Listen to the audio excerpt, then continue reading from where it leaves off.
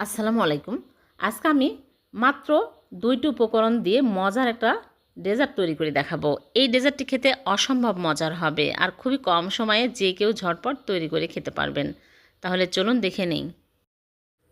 প্রথমে প্যানের মধ্যে নিয়ে নিচ্ছি ঘি ১ চামচ।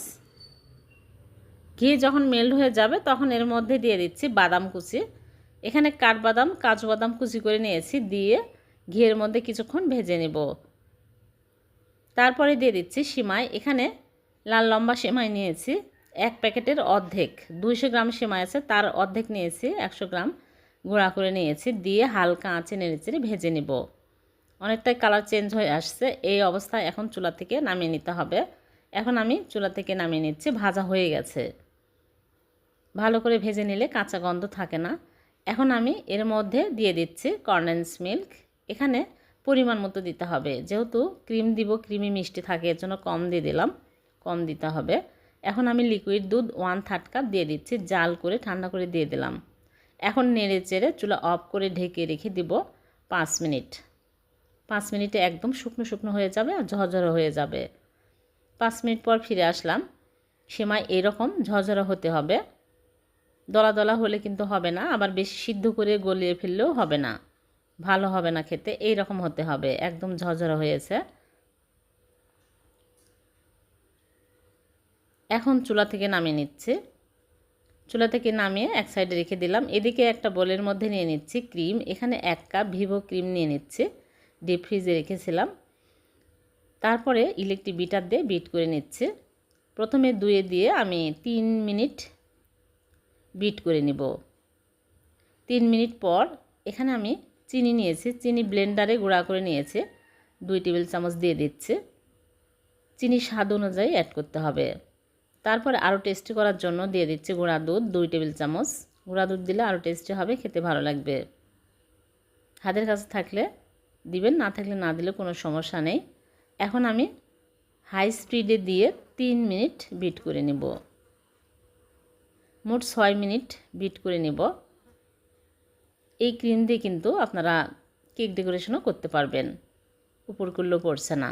এখন আমি একটা সার্ভিং ডিশে নিয়ে নিচ্ছি সিমাই। ঠান্ডা করে তারপরে দিতে হবে। ঠান্ডা হয়ে গেছে। এখন আমি এইরকম করে বিছিয়ে দিচ্ছি। তার উপরে ক্রিমগুলো দিয়ে দিচ্ছি, পরিমাণ মতো দিতে হবে। ভালো করে সমান করে দিতে হবে এইরকম করে।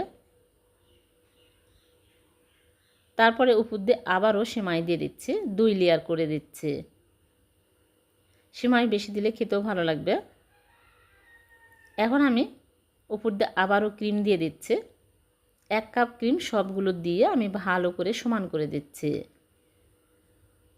খুবই সুস্বাদু হয় এই ডেজার্টটি, আপনারা বাড়িতে অবশ্যই ট্রাই করবেন।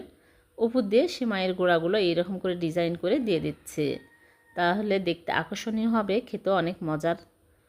এভাবে ডিজাইন করে দিচ্ছি। তারপরে আমি বাদাম গুঁড়া করে নিয়েছি, পেস্তা বাদাম এইরকম করে দিয়ে দিলাম।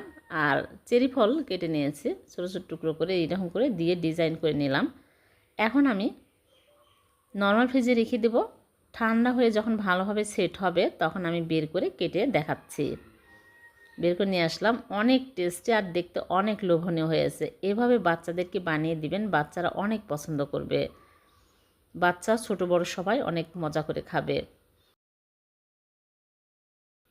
আমার বাচ্চারা বারবার এটা খেতে চায়, আমি বানিয়ে দিই সব সময়। খেতে দুর্দান্ত স্বাদের। ঈদের সময় তো বানাই, এমনি তো সব সময় আমি বানিয়ে দিই, অনেক মজা করে খাই। খুবই কম সময়ে হয়ে গেল মজার একটা ডেজার্ট। সিমাই আর ক্রিম দিয়ে যে এত মজার একটা ডেজার্ট তৈরি হবে, আপনারা বাড়িতে না বানিয়ে না খেলে বিশ্বাসই হবে না, বুঝতেই পারবেন না যে কতটা টেস্ট হতে পারে। ভিডিওটি যদি ভালো লেগে থাকে লাইক কমেন্ট শেয়ার করে পাশেই থাকবেন। আবারও দেখা হবে এরকম নতুন কোনো রেসিপিতে। আল্লাহ হাফেজ।